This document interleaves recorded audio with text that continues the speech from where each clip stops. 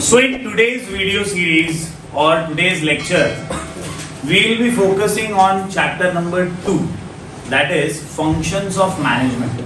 रिद्धि आज का अपना लक्ष्य जो है वो यही है कि जो अपना मैक्सिमम पोर्शन 10-10 पॉइंट पढ़ने में अपना दिमाग खप जाता है ना, वो ना खपे।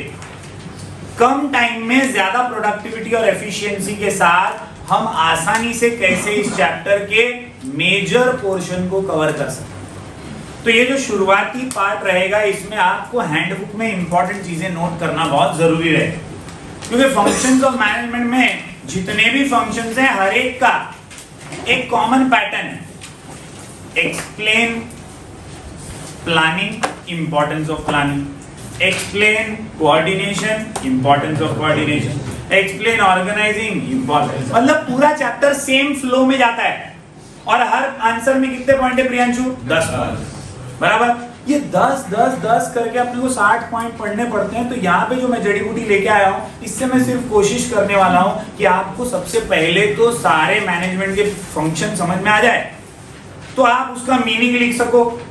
मीनिंग के बाद जब इंपॉर्टेंस लिखने की बात आए, तो कॉमन पॉइंट्स के जरिए आप आसानी से कोई भी फंक्शन बोर्ड एग्जाम में पूछा जाए उसे लिख सको।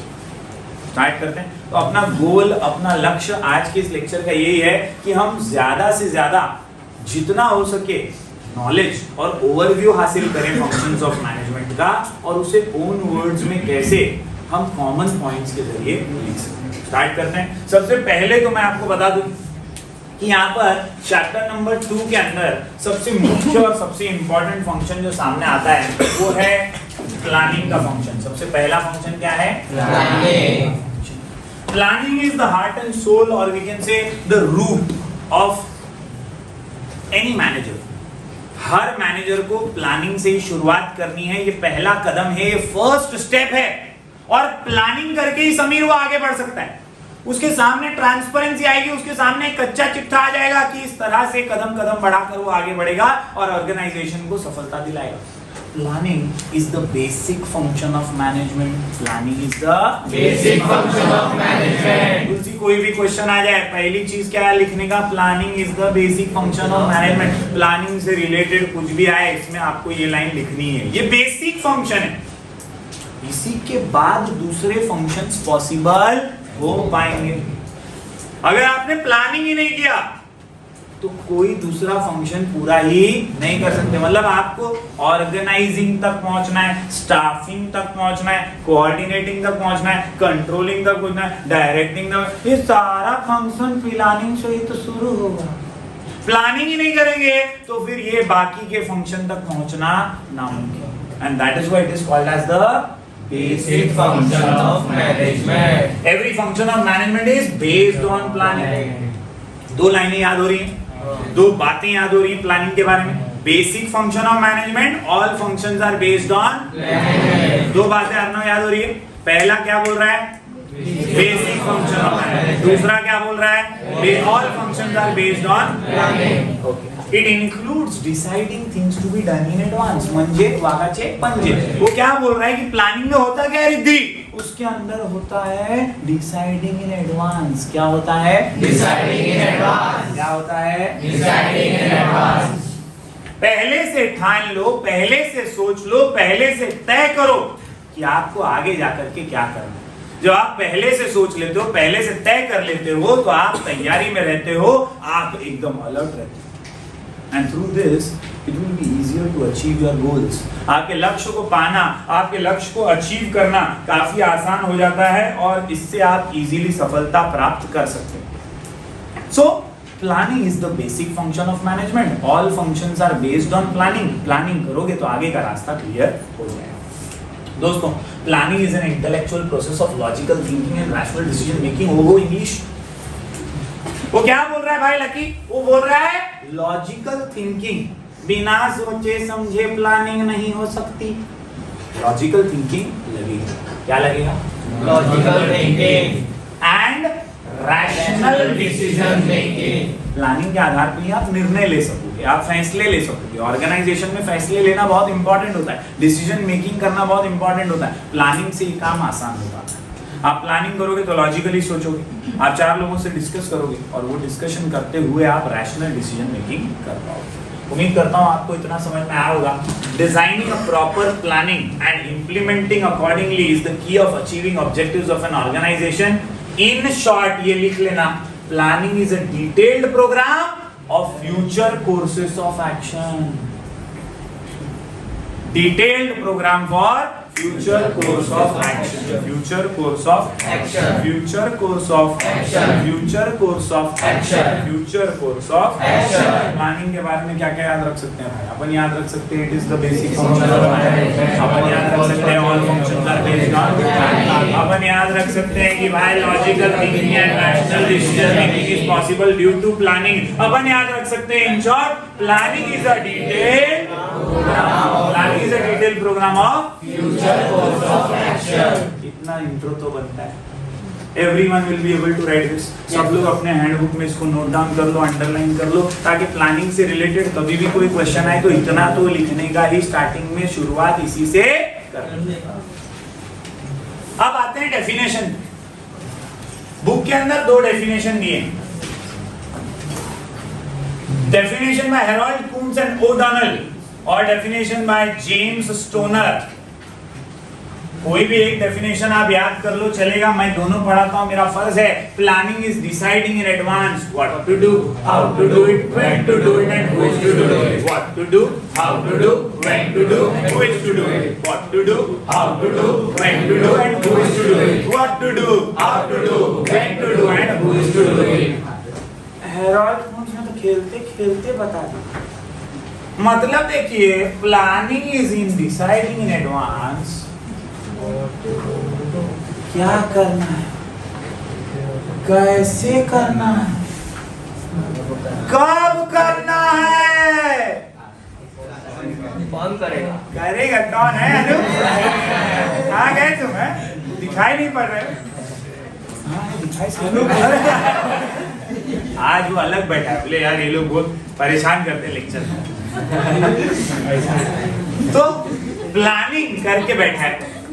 Planning is deciding in advance what to do, how to do, when to do and who is to do it. याद रहेगा? Yes sir. तो प्लानिंग के बारे में हेरोल्ड कून्स और ओडॉनल कहते हैं, planning bridges the gap from where we are and where we want to गो।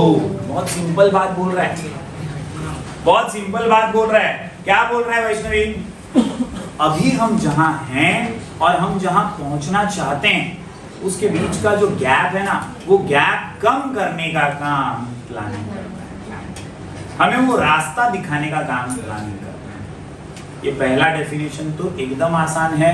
मैं उम्मीद करता हूँ आप सबको ये समझ में आ गया होगा। ये लिखना भी इजी है। नाम बाहर कर लो, Harold Koontz and O'Donnell. Koontz and O'Donnell, Koontz and O'Donnell. अगला डेफिनेशन है जेम्स स्टोनर का। जेम्स स्टोनर बोलते हैं planning is the process, planning is the process of establishing goals and suitable course of action for achieving those goals. Simple, कुछ इसमें भी हाथी घोड़े नहीं मारे, बहुत ही सिंपल डेफिनेशन दिया है। बोलता है प्लानिंग क्या है? कोर्स ऑफ एक्शन, एस्टैब्लिश करने का गोल्स को, और फिर कोर्स ऑफ एक्शन जो उस गोल को अचीव करने में तुम्हारी मदद करे। इजी है, बोथ द डेफिनेशन क्लियर। पहला फंक्शन का इंट्रो पार्ट समझ में आ रहा है? अपन क्या कर रहे हैं? अपना लक्ष्य आज का यही है कि अपन 6 के 6 फंक्शन के मीनिंग और डेफिनेशन समझ ले और फिर कॉमन पॉइंट्स को जमा करें, और वो कॉमन पॉइंट्स की मदद से हम आसानी से हर आंसर लिख पाए। देखो, अपनी प्लेलिस्ट के अंदर आपको डिटेल वीडियो भी मिलेंगे जिसमें मैंने इंपॉर्टेंस ऑफ प्लानिंग भी एक्सप्लेन किया है, इंपॉर्टेंस ऑफ ऑर्गेनाइजिंग भी एक्सप्लेन किया, विद शॉर्ट कोड एक्सप्लेन किया हुआ है, आपको बहुत सारे कीवर्ड्स के साथ एक्सप्लेन किया है। लेकिन ये क्विक रिवीजन है, और ये क्विक रिवीजन के अंदर मेरा मकसद सिर्फ ये है कि आप कॉमन पॉइंट्स के जरिए सभी 6 के 6 मीनिंग और डेफिनेशन दिमाग में फिट करें। सभी 6 के 6 मीनिंग और डेफिनेशन दिमाग में फिट रहेगा और कॉमन पॉइंट्स पता रहेगा, तो आपको मालूम है ये वाले आंसर में मेरे को ये लिखना है। Understood everybody? So planning basically is all about forecasting. आप सोचते हो, एक विजन करते हो, आप सोचते हो कि आपको क्या अचीव करना है, आपका लक्ष्य क्या है, आपके गोल क्या है, और उन गोल्स को अचीव करने के लिए आप एक रास्ता तैयार करते हो। ये सिर्फ एक आर्किटेक्चर वाला काम है समीर। यहाँ पे सिर्फ आप एक पेपर पे ये सारी चीजों का प्लान कर रहे हो। एक्चुअली में काम अभी तक शुरू नहीं। तो काम शुरू कब होगा? काम शुरू होगा दूसरे फंक्शन में। दूसरा फंक्शन है ओ से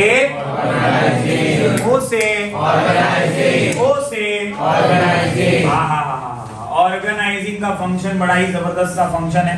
और यहाँ पे मैं आपको बता दूं, ऑर्गेनाइजिंग के फंक्शन के अंदर बहुत सारे काम होते हैं। ये सबसे अहम फंक्शन होता है, सबसे इंपॉर्टेंट फंक्शन होता है, क्योंकि प्लानिंग के इमीडिएट बाद आपको चीजों को ऑर्गेनाइज करना जो है शुरू करना पड़ता है। ऑर्गेनाइजिंग बेसिकली चीजों को इकट्ठा करने से रिलेटेड, क्योंकि आपने प्लानिंग किया तो आपको पता चला अरे इसकी जरूरत पड़ेगी, अरे उसकी जरूरत पड़ेगी, अरे ये भी लगेगा, अरे वो भी जरूरत पड़ेगा। You have that road map with you and now you have a clear picture कि आपको अपने गोल्स को अचीव करने के लिए क्या क्या चीजें लगने वाली, फिर वो मैन हो, मटेरियल हो, मशीन हो, ये सारी जो अलग अलग चीजें हैं, इनको अब आपको ऑर्गेनाइज करना है, इनको आपको इकट्ठा करना है, और इसी फंक्शन का नाम है ओ से ऑर्गेनाइजिंग। समझा? तो यहाँ पे एक बार देख लेते हैं। Organizing is the process of identifying and bringing the required resources together. Identifying and bringing together, identifying and bringing together, identifying and bringing together, identifying and bringing together, identifying and bringing together. बहुत ही simple है। Identify करो कि क्या क्या चाहिए और उन सब रिसोर्सेज को साथ में लाओ। एग्जाम्पल के तौर पे man, money, material, machine and method. भाई और बहनों, बहुत ही सिंपल है। रिसोर्सेज कौन से Shivam? Man, money, material, machine and method. Man, money, material, machine and method. Man, money, material, machine and method. Money, man, money, material, machine and method. ये सारे रिसोर्सेज है ना भाई। इन रिसोर्सेज को एक साथ लाना ताकि अपना ऑर्गेनाइजेशनल गोल अचीव हो सके, इसी को बोलते हैं ऑर्गेनाइजेशन। समझे क्या? ये पहली लाइन सब लोग याद कर सकते हैं। दोस्तों, दो और खास चीजें इसमें जुड़ी हुई हैं, ग्रुपिंग एंड अरेंजिंग। जो मैंने बोला ना, इन सबको साथ में लाना मतलब ग्रुपिंग एंड अरेंजिंग। यहाँ पे आप ये man, money, material, machine, method सबको ग्रुप कर रहे हो, अरेंज कर रहे हो, ताकि आपका मकसद पूरा हो सके, ताकि आपका मकसद पूरा हो सके और आप ऑर्गेनाइजेशनल गोल्स को अचीव करते हुए अपने संस्था को, अपने इंस्टीट्यूट को सफलता की सीढ़ियां चढ़ा सके। Understood everybody? तो यहाँ पे आप अरेंज कर रहे हो properly for achieving the objective. तो मेरे को लगता है ये दो लाइन ही ऑर्गेनाइजिंग का ठोक बजा के एकदम कड़क वाला मीनिंग याद रखने के लिए काफी है। Organizing is the process of identifying and bringing together, identifying and bringing together all the resources. कौन सा? Man, money, material, machine, method. ये 5 याद रख लो। MMMMM एकदम सिंपल है।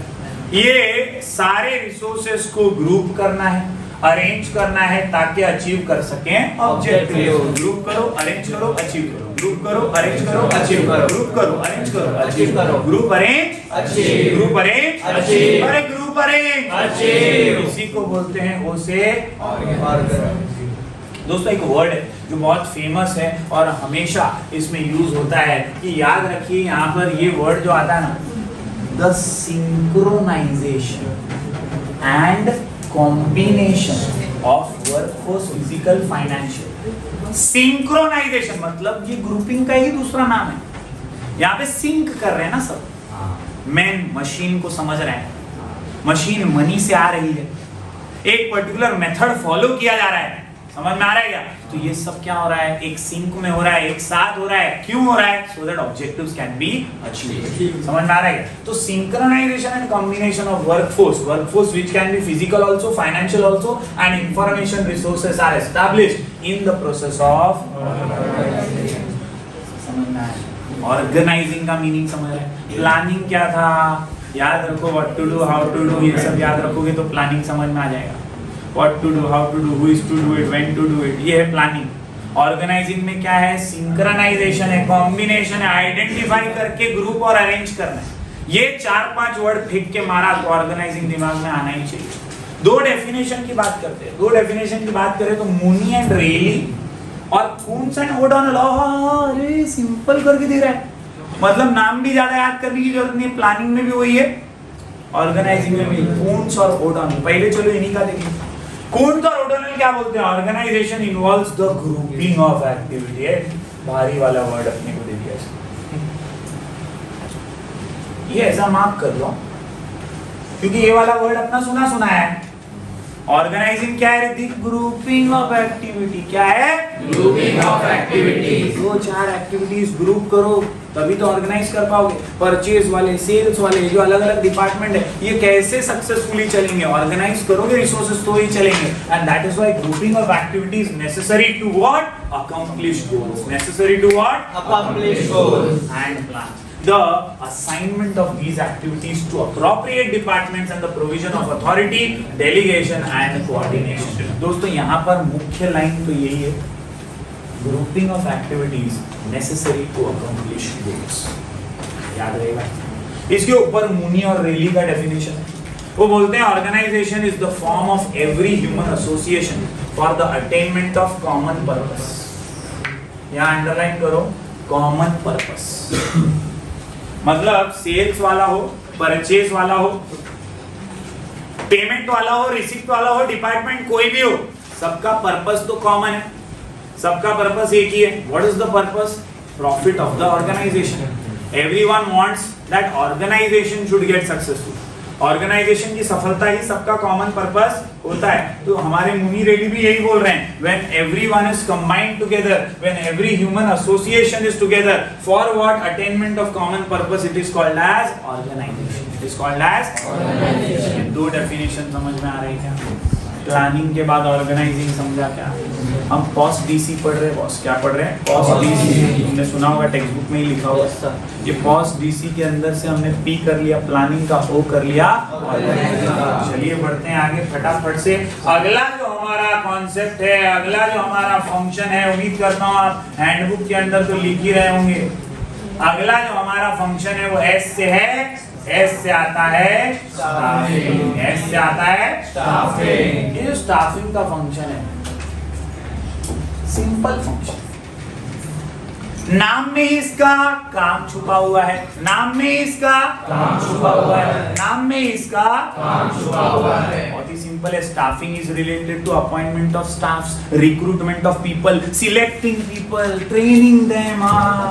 सिलेक्ट करो, ट्रेन करो, रिक्रूट करो, सिलेक्ट करो, ट्रेन करो, रिक्रूट, उनको प्रॉपर पगार भी दो। यही होता है स्टाफिंग के अंदर। मतलब आप अच्छे लोगों को चुनो। यहाँ पर घिसी पिटी एक बात बार बार आपको याद रखनी है, right person right job, right person right job, right person right job. Staffing is all about electing और सिलेक्टिंग और we can say recruiting the right person for the right job. जेनु काम તેને સાજે બીજા કરે તો याद रखो, जेनु काम એને સાજે બીજા करे तो घंटा बाजे। याद रखिए, जो जिस काम में परफेक्ट है वो काम उसी को करना चाहिए और वही स्टाफिंग सिखाता है। स्टाफिंग का फंक्शन मैनेजर्स को अप्रोप्रिएट विजन देता है कि यार फाइनेंशियल रिकॉर्ड्स मेंटेन करने हैं तो एक ऐसा व्यक्ति चाहिए जो फाइनेंस में टॉप पे है, जो फाइनेंस का नॉलेज रखता है, जिसके पास फाइनेंस की स्किल्स है। आप सही व्यक्ति को सही जगह पर काम पे रखें, उसे प्रॉपर ट्रेनिंग दें, उसे अप्रोप्रिएट रेम्यूनरेशन दें, तभी जाकर आप सफलता हासिल कर पाएंगे और ऑर्गेनाइजेशन को भी सफलता दिला पाएंगे। That is why it is the function of execution according to plan and organizational structure. It is the process of attracting, यहां से ब्रैकेट में डाल दो, attracting, recruiting, selecting, placing, appraising, remunerating, developing and retaining the best workforce. ये जितने भी टिंग टिंग टिंग टिंग टिंग दिख रहे हैं ना, ये बहुत इंपॉर्टेंट वाले बॉस। पहले क्या किया? अट्रैक्टिंग। पहले क्या किया? अट्रैक्टिंग। मतलब आपने न्यूज़पेपर वगैरह में एडवर्टीजमेंट दिया, एडवर्टीजमेंट देके आपने लोगों को बताया वैकेंसी वैकेंसी वैकेंसी, हमारे यहाँ पे बहुत लोगों की वैकेंसी है। अट्रैक्ट किया, हम इतना पैकेज देंगे, इतना पैकेज देंगे, अट्रैक्ट। अट्रैक्टिंग के बाद रिक्रूटिंग, बहुत सारे लोग आ गए इंटरव्यू देने के लिए। आप क्या करोगे? रिक्रूट करोगे। आपने रिक्रूटिंग किया, उसके बाद आप सिलेक्ट करोगे, अरे भाई हमारे पास 6 ही लोग हैं की जगह है, इतने लोग का इंटरव्यू ले रहे हैं, लेकिन इसमें से हम 6 को ही सिलेक्ट करेंगे। क्या करेंगे? सिलेक्ट करेंगे। देन प्लेसिंग, वो 6 जो सिलेक्ट हुए उनको सही काम प्लेस करना। That is called as placing function. यहाँ पर आप क्या करते हो? राइट पर्सन को राइट जॉब देते हो। प्लेसिंग करने के बाद अप्रेजिंग आता है। वो व्यक्ति साल 6 महीना 2 साल काम अच्छे से कर रहा है तो उसको अप्रेज करना भी मैनेजर का ही कर्तव्य है, और वो भी स्टाफिंग में आता है। बार बार घिसा पिटा काम करते करते वो व्यक्ति कंटाल जाएगा तो एक दिन कंपनी छोड़ देगा, दूसरी कंपनी में चला जाएगा। तो ऐसे में अगर आप उसे अप्रेज करोगे, उसके परफॉर्मेंस को अप्रेज करोगे, तो वो आपके पास टिका रहेगा। अप्रेजिंग से याद आता है रेम्यूनरेटिंग। किसी को भी अप्रेजल कैसे मिलता है? पैसा पैसा पैसा पैसा पैसा। आज के दौर में सैलरी और मॉनेटरी बेनिफिट्स बहुत इंपॉर्टेंट हो चुके हैं, and that is why good amount of salary और रेम्यूनरेशन, और we can say fair remuneration, जो हमने प्रिंसिपल्स ऑफ मैनेजमेंट में भी सीखा। तो फेयर रेम्यूनरेशन स्टाफिंग का एक बहुत इंपॉर्टेंट प्रिंसिपल है। एंड आखिर में once we are developing him and training him properly, we can retain the best workforce for a longer period of time. अगर आप आपके एम्प्लॉय को अपना समझ के उसे ट्रेनिंग भी देंगे, उसका करियर डेवलपमेंट का भी सोचेंगे, उसे टाइम टू टाइम प्रमोशंस देंगे, उसे सैलरी बेनिफिट्स इंसेंटिव्स भी देंगे, तो वो ज्यादा समय के लिए आप उसे रिटेन कर पाएंगे अपने कंपनी में। वो बेस्ट वर्कफोर्स हमेशा बना रहेगा। कई ऐसे आपने लोगों को देखा होगा जो एक ही कंपनी में 10-10 साल से हैं, 15-15, 20-20 साल से हैं, वो वहां पर रिटेन्ड हैं क्योंकि कंपनी को अपना समझते हैं और कंपनी भी उन्हें अपना समझती है। वहां पर स्टाफिंग का फंक्शन बहुत अच्छे से निभाया गया है। अंडरस्टूड? तो स्टाफिंग के मीनिंग में आपको ये लाइन दिमाग में फिट कर देनी है। It is the process of attracting, recruiting, selecting, placing, appraising, remunerating, developing and retaining the best workforce. ऐसे अच्छे व्यक्तियों को चुनो जो आपके कंपनी को बहुत अच्छे से आगे लेकर जाए। Understood everyone? 2 डेफिनेशन है। पहला डेफिनेशन आपको दिख रहा है थियो हेमन का। थियो हेमन बोलते हैं the staffing function pertains to, वही घिसी पिटे dialogue, recruitment, selection, development, training and compensation. Simple है। आप लोगों को चुनिए, रिक्रूट कीजिए, सिलेक्ट कीजिए, डेवलप कीजिए उनको, और उनको ट्रेनिंग दे करके अपना कंपेंसेशन दीजिए, यानी उनको पगार दीजिए, सही मायने में उनका जो बनता है वो हक का पैसा उन्हें दीजिए, तो डेफिनेटली आप स्टाफिंग फंक्शन अच्छे से कंप्लीट करेंगे। थियो हेमन के बाद दूसरा डेफिनेशन आता है लूथर गुलिक का। Staffing is the whole personnel function. क्या बोलता है भाई? Personnel function. क्या बोलता है भाई? Personnel function. प्लानिंग में तो क्या कोने कापचे में बैठे तुमने आर्किटेक्चर बना लिया, प्लानिंग कर लिया, मैं ऐसे सपने देखूंगा, मैं अंबानी बन जाऊंगा, 6 करोड़ बना लूंगा, 100 करोड़ बना लूंगा, मैं प्लानिंग तो कोई भी कर सकता। लेकिन स्टाफिंग का फंक्शन ये पर्सनल फंक्शन है। यहाँ आपको इंटरव्यू लेने होते हैं, यहाँ आपको लोगों से बातचीत करनी पड़ती है, लोगों को समझना पड़ता है, उनके बिहेवियर अंडरस्टैंड करने पड़ते हैं, और फिर आप एक बेस्ट वर्कफोर्स को सिलेक्ट करते हैं, रिक्रूट करते हैं, उन्हें प्लेस करते हैं, उन्हें अप्रेजल देते हैं, कंपेंसेशन देते हैं, और उन्हें रिटेन कर पाते हैं। So all these activities are under staffing. समझ में आएगा एवरीबॉडी? लूथर गुलिक क्या बोलता है? Personnel function. क्या बोलता है? Personnel function of bringing in and training the staff and maintaining favourable conditions of work. एकदम सिंपलीफाई कर दिया लूथर गुलिक ने। ये जो इतने बड़े बड़े डायलॉग मार रहे हैं ना पर रिक्रूट, सिलेक्ट, उसने क्या बोला? Bringing and training.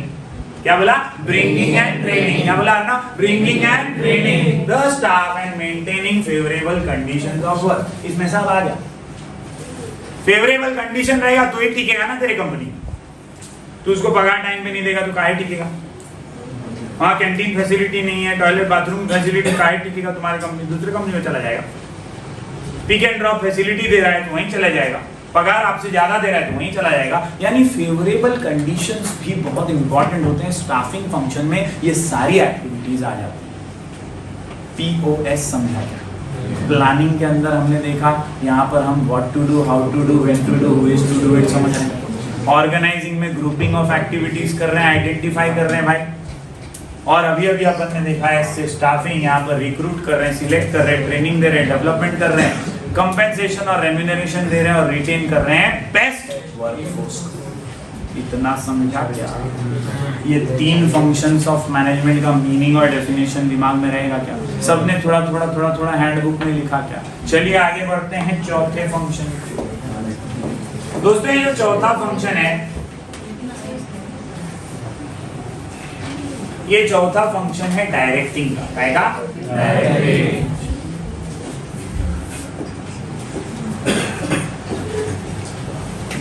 डायरेक्टिंग यानी दिशा दिखाना मैनेजर्स का बहुत इंपॉर्टेंट रोल होता है डायरेक्टिंग में, क्योंकि आप यहां पर डायरेक्शन देते हैं। आपने स्टाफिंग में क्या किया, लोगों को चुना, लोगों को सिलेक्ट कर लिया। अब कुछ लोग होते हैं वहां के बस बैठ जाते हैं, तू पढ़ा, हमने तो तेरा चैनल खोल लिया, वीडियो का बटन, अब पढ़ाएगा नहीं तो कैसे चलेगा। कई लोग आते हैं क्लास में बैठ जाते हैं, पढ़ा अब पढ़ाए, खुद से कोई डायरेक्शन ही नहीं है तो यार कभी काम आगे नहीं बढ़ता। Direction is always required in life. Similarly, in an organization also, when you are an employee, there has to be someone who will give you a direction कि ऐसे ऐसे आपको काम करना है, ऐसे ऐसे मुझे रिपोर्ट करना है, इतने इतने टारगेट्स कंप्लीट करने हैं, ये कंप्यूटर पे काम करना है, इतना इतना काम करना है, यहाँ पे लॉग इन, यहाँ पे log out. There has to be a direction, there has to be a vision। और डायरेक्शन देने वाला अक्सर कौन होता है, मैनेजर। समझ में आया क्या? तो डायरेक्टिंग फंक्शन में याद रखिए, it is the soul of management function. Soul of management function, क्योंकि प्लानिंग कर लिया हमने, चीजों को जमा भी कर लिया हमने लोगों को काम पे भी रख लिया, लेकिन उनको पता है नहीं क्या करना है, कैसे करना है, तो चलेगा क्या? डायरेक्शन देना बहुत जरूरी है। आपका जो विजन है वो दूसरों के थ्रू, क्योंकि मैनेजमेंट क्या है, मैंने कल भी बताया, management is an art of getting things done through the people, by the people, with the people, for the people, through the people, by the people, with the people, for through the people, by the people, with the people, for the people. तो यहाँ पे आपको सबके साथ लेकर चलना है ना, सबको एक साथ लेकर डायरेक्शन दिखाते हुए आगे बढ़ना है, और सबको दिशा दिखाएंगे तभी तो वो लोग आगे बढ़ पाएंगे। So it is necessary that you give this function more importance. It is the soul of management. It is the process of, underline कर लो, mark कर लो, लिख लो, instructing, guiding, communicating, inspiring। Instruction देना, गाइडलाइन बताना, कम्युनिकेट करना regularly, time to time, उन्हें inspire करना, motivate करना और सुपरवाइज करना कि जो दिशा बताया है, जो डायरेक्शन दिया है, उसके हिसाब से वो चल भी रहे हैं या ये वर्ड्स हर एक में है। ऐसे कुछ वर्ड जैसे स्टाफिंग में अपन ने देखा रिक्रूटमेंट, सिलेक्शन, ट्रेनिंग, ऐसे वर्ड्स थे। वैसे यहाँ पे कौन से वर्ड्स हैं? यहाँ पे इंस्ट्रक्शन देना, गाइडिंग करना, कम्युनिकेटिंग। क्योंकि डायरेक्शन तभी दे पाएगा जब बात करेगा ना, कम्युनिकेट ही नहीं करेगा तो डायरेक्शन दे पाएगा क्या? मैं तुम लोग से बात करूंगा तो ही मैं तुमको बता पाऊंगा कैसे पढ़ाई करनी है। तो communication is the essence of directing. इसके अलावा इंस्ट्रक्शंस देना कि देखो बोर्ड एग्जाम में ऐसा ऐसा फॉलो करो, फर्स्ट पेज पे ऐसा ऐसा बारकोड चिपकाने का, होलोग्राफ ऐसे ऐसे लगाने का, दैट इज गिविंग इंस्ट्रक्शंस। समझ में आ रहा है क्या? तो instruction is also an important part of directing. Then there is guiding. Guiding जैसे टीचर्स गाइड करते हैं अपने स्टूडेंट्स को, इस तरह से पढ़ोगे तो आगे बढ़ोगे। Then inspiring them, motivating them and ultimately supervising, जो बताया है वैसा चल भी रहा है या नहीं। एम्प्लॉय को मैंने बोला था कल इतने बजे लॉगिन हो जाना चाहिए, उसने किया क्या? इंस्ट्रक्शन जो आपने दिया था वो फॉलो हुआ क्या? ये सुपरवाइज करना भी हमारे डायरेक्टिंग फंक्शन का ही काम है। डायरेक्टिंग समझा क्या? डायरेक्टिंग क्या याद रखेगा? इंस्ट्रक्शन याद रखेगा, गाइडिंग याद रखेगा, मोटिवेटिंग, इंस्पायरेशन, कम्युनिकेशन, ये कुछ शब्दों को याद रखना है। और याद रखना है to achieve predetermined goals of organization. ये सब करना क्यों पड़ता है? ताकि जो हमने पहले प्लानिंग किया है, ऑर्गेनाइजिंग किया है हमारे गोल्स को अचीव करने के लिए, उसी के लिए हम डायरेक्टिंग भी करें। गोल्स को अचीव करना ही तो फंक्शंस ऑफ मैनेजमेंट का सबसे इंपॉर्टेंट काम है। अगर गोल्स ही अचीव नहीं होगा तो ये फंक्शन को क्या करेंगे? धो के पी लेंगे। तो it is essential that all these functions are performed efficiently so that organizational goals can be achieved। समझ में आएगा everybody? यहाँ पर once again अगर मैं बात करूं तो there are two definitions, और यहाँ पर थियो हेमन और अर्नेस्ट डेल का डेफिनेशन। थियो हेमन, अर्नेस्ट डेल। थियो हेमन बोलते हैं direction consist of process and techniques. Process techniques काय का? Utilizing in issuing instructions and making certain that operations are carried out as planned. इसमें एक शब्द जो याद रख लेना, issuing instructions, issuing Instructions. Theo Haimann क्या बोलता है? Issuing Instructions. डायरेक्टिंग बोले तो इशूइंग। Instructions. मतलब आप मैनेजर हो, आपको इंस्ट्रक्शन इशू कर देना है। आपका बोर्ड एग्जाम में, बोर्ड एग्जाम से पहले टीचर इंस्ट्रक्शन दे देता है कि हॉल टिकट कैरी करना भाई, सेंटर पे हॉल की टिकट कैरी करना, उसके बिना परमिशन नहीं है, आपको बैठने नहीं देगा, चेक करने आएगा तो भगा देगा, सेल्फ सेंटर होगा तो भरोसा नहीं है, लेकिन फिर भी कर हो सकता है, हॉल टिकट लेके जा। ये क्या है? उसका इंस्ट्रक्शन उसने इशू कर दिया, उसने बता दिया। तो मैनेजर का भी काम है, वो भी इंस्ट्रक्शन इशू करेगा and making certain that operations are carried out as, मतलब ये ध्यान रखना कि जो इंस्ट्रक्शन दिया था वैसा सब हो भी रहा है या नहीं। अगला डेफिनेशन आता है अर्नेस्ट डेल का। अर्नेस्ट डेल भाई साहब बोलते हैं directing is what has to be done in what manner through dictating the procedures.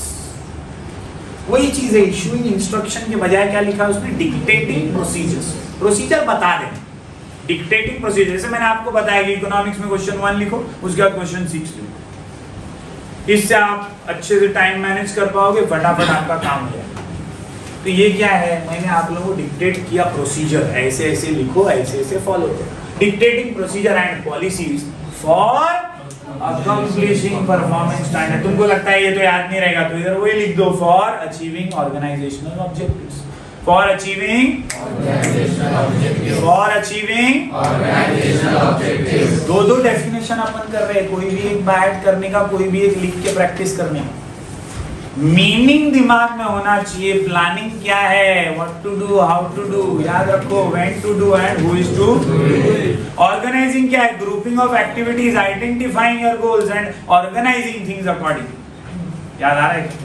इसके बाद पीओ के बाद आया था एस, एस से क्या था? स्टाफिंग। स्टाफिंग क्या है? Recruitment, selection, training, remuneration of workforce which will retain the best workforce. याद आ रहा है?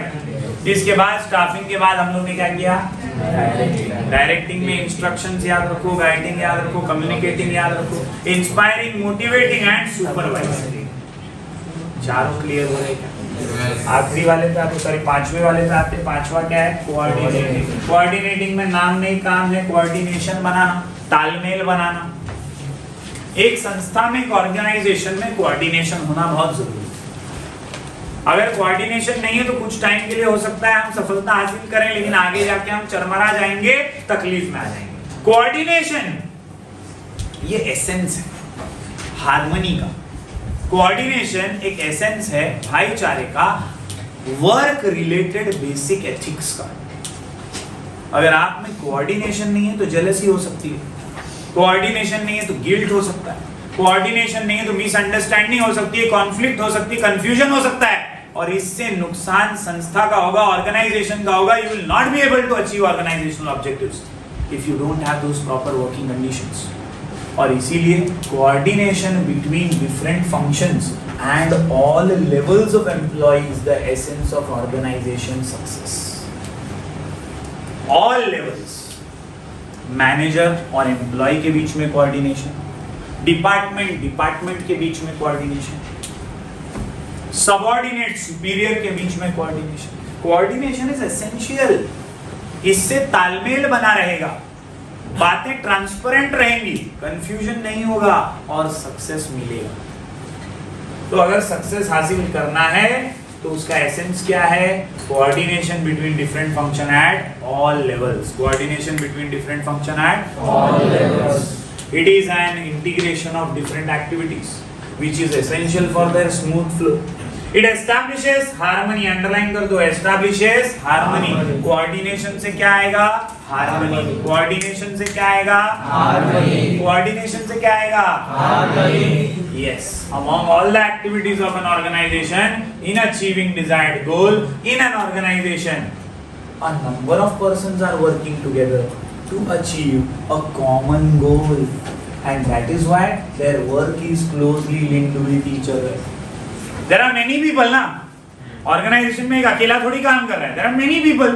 There are many people who are working to achieve common goal. That is the profit of the संस्था, the profit of the organization. तो ये profit का जो main goal है वो अकेला कोई कैसे अचीव कर लेगा? उसके लिए उसे सबके साथ कोऑर्डिनेट करना पड़ेगा। लिंक्ड काम है और इसलिए their work is closely linked with Each other. याद है क्या? तो कोऑर्डिनेशन इज नथिंग बट एक ही चीज यहाँ पे याद रखो, हार्मनी। क्या याद रखोगे? Harmony. सिंपल। दो डेफिनेशन है, मैकफार्लैंड और हेनरी फेयर। मैकफार्लैंड बोलते हैं coordination is the process whereby an executive develops an orderly pattern of group efforts among his subordinates and secures unity. ये शब्द क्या है? Unity of actions.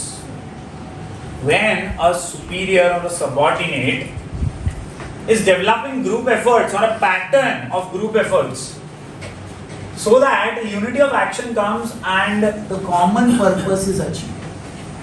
Such activity is called as coordination. Such a process is called as coordination. By Henry Fayol क्या बोलते हैं? To coordinate is to harmonize. To coordinate is to harmonize. Simple. Henry Fayol अपना वाला बंदा है। बोला ज्यादा लिखूंगा तो बच्चे परेशान हैं, तो उसने सिंपल लिख दिया क्या? To coordinate is to harmonize. To coordinate is to harmonize. To coordinate is to harmonize. All the activities concerned to facilitate its working and its success. मतलब सारी एक्टिविटीज को कोऑर्डिनेशन के साथ हार्मोनाइज करेंगे तो यार हमारा जो ऑर्गेनाइजेशनल ऑब्जेक्टिव है वो अचीव हो जाएगा। समझ में आया? यहाँ पे अपन ने 5 इंपॉर्टेंट फंक्शंस देखे, आखिरी वाला देख लेते हैं, सी से। Sixth function of management that is controlling. पहले इसका मतलब समझो। कंट्रोलिंग मतलब क्या? चेकिंग। यहाँ चेक करना है अपने को, जो प्लान किया था ना वैसा सब हुआ या नहीं। जो प्लान किया था ना, जो रोड मैप बनाया था तूने, जो ऑर्गेनाइजिंग किया तूने, सारे रिसोर्सेज जमा किया, मैन मटेरियल मशीन मेथड, जो स्टाफिंग करके लोगों को काम पे रखा था, उनको डायरेक्शन दिया था तूने, उनमें तालमेल बनाया था, कोऑर्डिनेशन। कंट्रोलिंग फंक्शन में ये सारे फंक्शन का चेकिंग होता है। यहां पर आप जांच करते हो कि आपने जो सोचा था वो रिजल्ट्स और एक्चुअल रिजल्ट्स में क्या डिविएशन है। The word is deviation. Deviation मतलब डिफरेंस। कंट्रोलिंग बहुत जरूरी फंक्शन है। बाकी सारे तो बहुत बहुत बहुत बहुत जरूरी थे ही, लेकिन कंट्रोलिंग भी जरूरी फंक्शन है। टाइम टाइम पे कंट्रोलिंग फंक्शन को अपना करके आप कितने पानी में हो ये चेक कर सकते हो। आपकी क्या औकात है ये आपको पता चलेगा। आपने जो सोचा था वैसा एग्जीक्यूट हुआ कि नहीं वो पता चलेगा। एग्जीक्यूट हुआ भी तो कितना हुआ, कितना फर्क रह गया, कितना डिफरेंस रह गया। प्रॉफिट आया लेकिन कितना सोचा था नहीं आया, तो कितना कम आया। ये सारी डिविएशंस को, ये सारे डिफरेंसेस को पता लगाने का नाम है कंट्रोलिंग फंक्शन। कॉन्सेप्ट क्लियर हो रहा है? कंट्रोलिंग के बारे में क्या बोलते हैं? It is required in all types of organization, whether profit making or non profit making. Similarly, it is performed at all levels. Performed at all levels. Performed at all levels. अरे performed at all levels. all level बोला तो top middle lower याद रखने का। हर level के management में ये आता ही है। कंट्रोलिंग इज इंडिस्पेंसिबल फंक्शन, मतलब इसको कोई अलग नहीं कर सकता। The effectiveness of planning function can be determined with the function of controlling. ये लाइन बहुत इंपॉर्टेंट है, लिख लो इसको। The effectiveness of planning function is determined with the function of controlling. Effectiveness, आपकी प्लानिंग कितनी इफेक्टिव थी ये आपको कंट्रोलिंग से पता चलता है। क्योंकि कंट्रोलिंग में आप जांच पड़ताल करते हो ना, आप चेकिंग करते हो। आपको मालूम पड़ता है यार प्लानिंग में तो ऐसा डिसाइड किया था, यहाँ पे ऑन पेपर तो दिख रहा है लेकिन ऑन ग्राउंड नहीं दिख रहा है। तो मतलब there is difference, there is deviation. Only with the help of controlling you will be able to catch those differences, वरना वो डिफरेंसेस आपको कभी पता ही नहीं चलेगा। इसके भी दो डेफिनेशन है। वंस अगेन हमारे हीरो कून्स और ओडोनल आ गए। कून्स ओडोनल क्या बोलते हैं? Managerial control implies the measurement of accomplishment. याद रखो ये वर्ड, मेजरमेंट। मेजरमेंट, आपने जो अकम्प्लिश किया उसका मेजरमेंट। कई एथलीट्स भी ये मेजरमेंट करते हैं। वो जीत गए लेकिन वो देखते हैं कि मैं जीता तो कितने मार्जिन से जीता। वो चेक करते हैं कि यार मैं पिछली बार रनिंग रेस में इतने सेकंड से जीत गया था, अब मैं इतने सेकंड से जीता हूं, पिछली बार की विक्ट्री में ये बार की विक्ट्री में क्या डिफरेंस है? तो such type of measurement is nothing but controlling against the standard and the actual correction of deviation is also done to assure attainment of objectives according to plans. Last वाली बात वापस बोलता हूँ, controlling काम क्यों आता है? क्योंकि ये डिविएशन तो आपके सामने रख देता है, देख भाई इतना डिफरेंस आया है, तूने जो सोचा था और तूने जो अचीव किया उसमें इतना फर्क है। अब फर्क जब सामने आता है तो कंट्रोलिंग फंक्शन से ही आप करेक्शन कर सकते हो डिविएशन। आप अगली बार जब वापस प्लानिंग करोगे तो आप उस हिसाब से करोगे जो रिजल्ट आपको मिला था।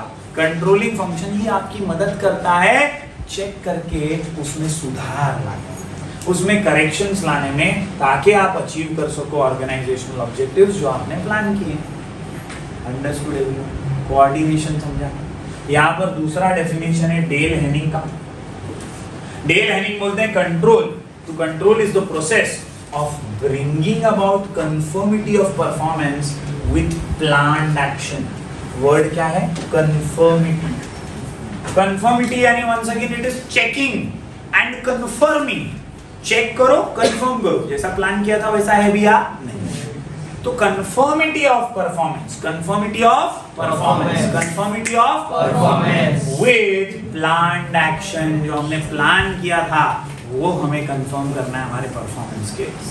Understood everyone? तो यहाँ पे मैंने आप लोगों को 6 मैनेजमेंट के फंक्शंस बताए, इनका मीनिंग बताया और इनके 2 डेफिनेशंस बताए। मेरा मकसद सिर्फ ये है कि आप एक हैंडबुक में मीनिंग थोड़ा थोड़ा लिखें और 2 डेफिनेशन में से एटलीस्ट एक डेफिनेशन तो लिख के रखें, ताकि कोई भी क्वेश्चन आपको आए, importance of planning, importance of organizing, importance of staffing, तो आप वहां से मीनिंग और डेफिनेशन तो लिखे ही लिखे। इसी से शुरुआत आंसर की होती है। अब इस लेक्चर को आगे बढ़ाते हुए पहले अब हम कुछ कॉमन पॉइंट्स उठाते हैं और इन कॉमन पॉइंट्स के जरिए आप सारे के सारे आंसर्स में ये कॉमन पॉइंट्स लिख पाएंगे। ओके, समझ में आया? स्टार्ट करते हैं। So now we will begin with some common pointers which will help you in writing the answer properly in the board exam. The question most commonly asked is explain the meaning and importance of dash, यानी function. Explain the meaning and importance of planning, explain the meaning and importance of organizing, explain the importance of staffing। ऐसा ही question अक्सर board exam में आता है। अब text book खोल के देखते हैं तो 10-10 पॉइंट सभी के दिखाई देते हैं, 10-10 पॉइंट कई बार पढ़ना मुश्किल हो जाता है। तो यहाँ पर मैंने कुछ कॉमन पॉइंट्स निकाले हैं। वो कॉमन पॉइंट्स आपको पहले समझने हैं। जो अभी अभी अपन ने मीनिंग और डेफिनेशन बताया, वो मीनिंग और डेफिनेशन को भी दिमाग में रखना है एंड बेसिक कॉमन पॉइंट्स के अंदर उस मीनिंग और डेफिनेशन को प्रॉपर्ली यूज करना है। अगर आप सिर्फ कॉमन पॉइंट ऐड कर लोगे तो काम नहीं होगा। कॉमन पॉइंट्स के अंदर का माल मसाला मटेरियल भी करेक्ट होना चाहिए। यहाँ पे एक बेसिक एग्जांपल के साथ मैं वो बताऊंगा, लेकिन आपको अल्टीमेटली सभी फंक्शन के मीनिंग और डेफिनेशन तो आने ही चाहिए, सो दैट आप इन कॉमन पॉइंट्स के अंदर भी करेक्ट वे में आंसर को प्रेजेंट कर सकते। वरना कई लोग क्या करते हैं, कॉमन पॉइंट्स के अंदर कंटेंट भी कॉमन लिख देते हैं तो उनको 0 ही मिलेगा। कॉमन पॉइंट्स के अंदर कंटेंट, प्लानिंग का प्लानिंग जैसा होना चाहिए, ऑर्गेनाइजिंग का ऑर्गेनाइजिंग जैसा होना चाहिए, स्टाफिंग का स्टाफिंग से, एटीट्यूड से होना चाहिए। तो that is very important. Let us begin. दोस्तों, ये कॉमन पॉइंट्स की मैं अगर बात करूं तो आपके सामने 7 कॉमन पॉइंट्स मैं रख रहा हूं। ये 7 कॉमन पॉइंट्स बहुत फेमस है, बहुत पॉपुलर है। 7 पॉइंट्स। शॉर्ट कोड है GIF कंपनी, शॉर्ट कोड है GIF कंपनी, शॉर्ट कोड है GIF कंपनी, शॉर्ट कोड है GIF कंपनी। 7 पॉइंट्स सभी फंक्शंस में हैं और सभी फंक्शन इन 7 पॉइंट्स से इंटीग्रेटेड है, कंबाइंड है। G से गोल ओरिएंटेड, प्लानिंग भी गोल ओरिएंटेड होती है, ऑर्गेनाइजिंग भी इसलिए होता है कि वो गोल को अचीव करने में मदद करे, स्टाफ भी हम वैसा ही रखते हैं जो हमारे गोल को अचीव करने में मदद करे। तो all the function basically are goal oriented, all the functions are goal oriented, all the functions are goal oriented, all the functions are goal oriented. सबसे कॉमन I से इंक्रीज एफिशिएंसी, फंक्शंस होते ही इसलिए हैं कि वो एफिशिएंसी इंक्रीज करें। मैंने कल भी बोला था लेक्चर में, आपको बेहतर से और बेहतर बनाना है, इसीलिए तो मैनेजर आता है ना रोल बीच में। मैनेजर का रोल इसीलिए तो आता है कि वो आपको बेहतर से बेहतर बनाए, और मैनेजर जब फंक्शंस अच्छे से निभाएगा तो आपकी एफिशिएंसी इंक्रीज होगी। आई से इंक्रीज एफिशिएंसी, आई से इनोवेशन। हर फंक्शन इनोवेशन के साथ अपना काम करेगा तभी ऑर्गेनाइजेशन बेहतर बनेगा। Innovation and innovative ideas, creative thinking, logical thinking will help you in attaining success. फिर वो प्लानिंग हो, ऑर्गेनाइजिंग हो या स्टाफिंग हो, इनोवेटिव वे में जब आप सिलेक्शन करते हो, ट्रेनिंग देते हो, तभी आप अच्छा स्टाफ भी रख सकते हो। इनोवेटिव वे में आप ऑर्गेनाइजिंग के स्किल्स को भी अडेप्ट कर सकते हो। इनोवेटिव वे में प्लानिंग करोगे तो दूसरे कॉम्पिटिटर्स से आगे भी बढ़ जाओ। In short, all the functions have to be innovative in nature. Then, future oriented. Planning तो future oriented होती है, ऑर्गेनाइजिंग भी इस प्रकार की होनी चाहिए कि आप ग्रुप कर सके सारे एक्टिविटीज को for our future. Similarly staffing की बात करें तो आप वहां पर एक लाइन हमेशा याद रखते हैं, retaining the best workforce. Retaining for what? Future only. समझ में आ रहा है क्या? तो once again future oriented is also a point which is common for all functions.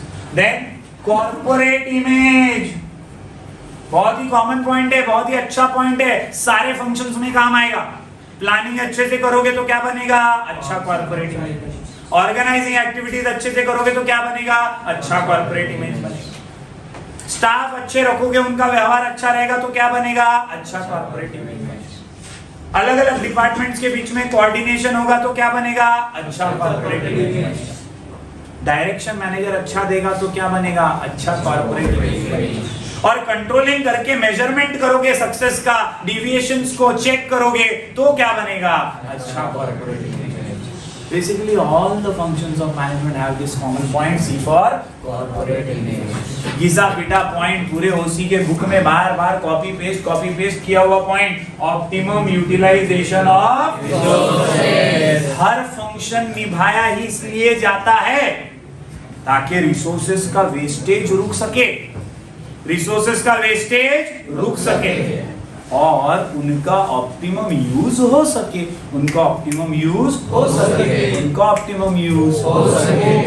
और आखिर में आता है मोटिवेशन। प्लानिंग भी आपको मोटिवेशन देती है कि आपको ऐसे रोड मैप पे चलना है। ऑर्गेनाइजेशन अगर प्रॉपरली हो गया तो आपको मोटिवेशन मिलता है अगले फंक्शन को निभाने में। स्टाफिंग से भी आपको मोटिवेशन मिलता है क्योंकि अच्छा staff, right person and right job will perform efficiently.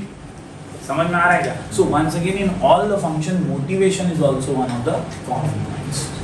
ये 7 पॉइंट्स के जरिए, यानी बेसिकली जीआईएफ कंपनी के जरिए आप आराम से हर आंसर लिख सकते हो। क्वेश्चन का नाम है meaning and importance of functions of management. Meaning and importance of functions of management. Common points क्या है? GIF company. जी से गोल ओरिएंटेड, आई से इंक्रीज एफिशिएंसी, आई से इनोवेशन, एफ से फ्यूचर ओरिएंटेड, कंपनी के अंदर COM corporate image, optimum utilization of resources, और M for motivation. समझा क्या? क्लियर है क्या? दोस्तों अब यहाँ पर मैंने ये 7 पॉइंट है ना, ये 7 पॉइंट मैंने प्लानिंग फंक्शन के हिसाब से यहाँ पर लिख करके प्रेजेंट किए कि प्लानिंग अगर क्वेश्चन आया एग्जाम में तो कैसा यही 7 पॉइंट को लिख सकते हैं। ऐसा ही आपको प्रैक्टिस करना है कि अगर ऑर्गेनाइजिंग आया तो मैं क्या लिखूं, आपको प्रैक्टिस करना है कि स्टाफिंग आया तो कैसा लिखूं, आपको प्रैक्टिस करना है कि यार अगर डायरेक्टिंग आया तो मैं यही 7 पॉइंट को कैसे प्रेजेंट करूंगा।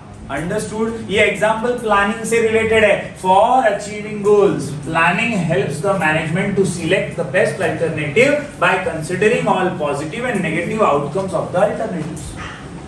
प्लानिंग से आपको पता चलता है आप डिसीजन लेने में माहिर हो जाते हैं। दोस्तों, decisions are taken after selecting alternative course of action to achieve predefined goals. मतलब आपने अगर गोल ओरिएंटेड लिखा तो प्लानिंग से रिलेटेड क्या लिखोगे? For achieving goals planning helps management. For achieving goals planning helps. आपने गोल ओरिएंटेड लिखा तो आप लिखोगे for achieving goals organizing helps management. समझ में? हर फंक्शन में ये फिलिंग द ब्लैंक है बॉस, लेकिन हर बार यही रहेगा ऐसा जरूरी नहीं है। अभी आगे तुम ऑर्गेनाइजिंग में टू सिलेक्ट लिख दोगे तो रॉन्ग ही मिलेगा ना। ऑर्गेनाइजिंग में सिलेक्ट आता है क्या? नहीं, ऑर्गेनाइजिंग में आता है ग्रुपिंग ऑफ एक्टिविटीज। तो उसका मीनिंग, उसका डेफिनेशन याद होगा तो आप बेहतर आंसर लिख पाओगे। माल मसाला मटेरियल लिखने के लिए थोड़ा दिमाग भी लगता है, खाली फेकोलॉजी ठोकोलॉजी से कुछ नहीं होता। समझ में आया क्या? पहला पॉइंट कैसे लिखने का समझा, जी फॉर गोल ओरिएंटेड, क्लियर। इसके बाद आता है increase efficiency in planning. In planning, it is a relation between cost and return. Maximum result, minimum cost. Proper planning brings efficiency in the organization. अब ये मैंने प्लानिंग का लिखा, आपको सोचना है कि यार इंक्रीज एफिशिएंसी मैं ऑर्गेनाइजिंग का कैसे लिखूंगा। आप कैसे लिखोगे ऑर्गेनाइजिंग के बारे में?